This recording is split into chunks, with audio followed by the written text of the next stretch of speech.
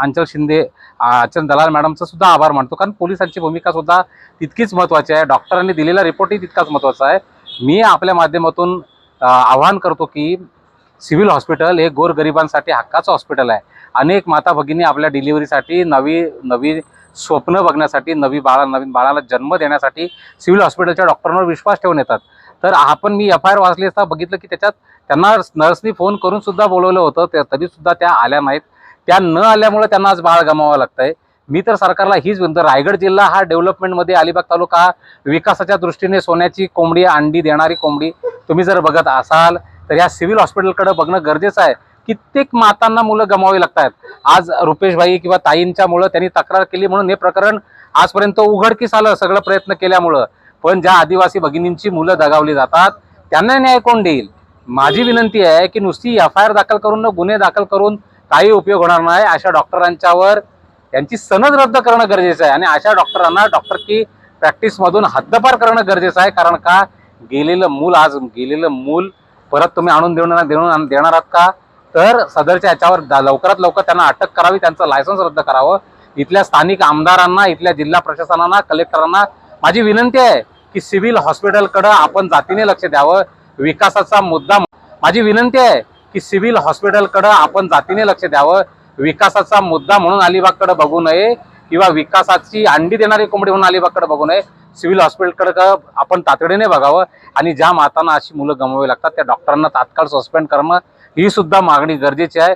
नुसती अलिबागला व्हिजिट द्यायची किंवा येऊन नुसती भेटून जायचं हे करू नये. माझी विनंती आहे.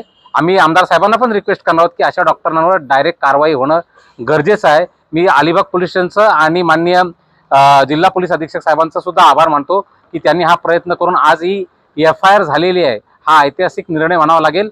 हॉस्पिटलचा पण आणि पोलिसांचाही आभार. धन्यवाद. खरं तर अलिबाग पोलीस स्टेशनचं या ताईंच्या वतीने, दादांच्या वतीने मी आभार मानतो, कारण पोलिसांनी त्या गुन्ह्याच्या तपासात अतिशय खूप मेहनत घेतलेली आहे. त्यानंतर JJच्या रिपोर्टमध्ये, JJ हॉस्पिटलच्या याच्या आलेल्या अहवालामध्ये डॉक्टर मला वाटतं काय म्हणते त्याचं नाव, प्रियल शेंडे यांनी कर्तव्यात कसूर केला आहे, हलगर्जीपणा केला आहे. त्याच्यामुळं त्यांचं बाळ गेलंय आणि त्या निष्काळजीपणाला या डॉक्टर जबाबदार आहेत. अशा 5 डॉक्टरांनी त्यांच्या अहवालात स्पष्ट नमूद केलेलं आहे. आणि मी सुष्मिता रुपेश काटले, राहणार बेलोशी. मी 2022 साली गरोदर होती. तर मला 14 मे 2022 रोजी डिलिव्हरीसाठी सिव्हिल हॉस्पिटल अलिबाग येथे ॲडमिट करण्यात आले होते.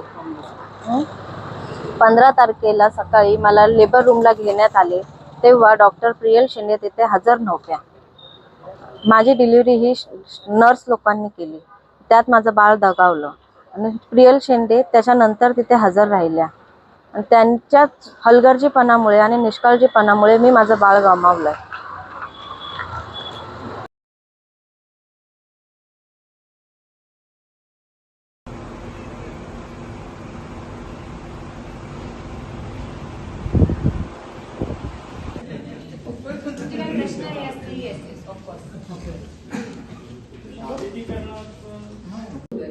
आयडियली तडजोडसाठी एक सेक्शन आहे BNSS मध्ये, ज्याचे अंतर्गत जर घेतले गेले तर आपलं हे प्रमाण वाढू शकत, कारण त्या गुन्ह्यांमध्ये परमिसिबल आहे तडजोड करणे.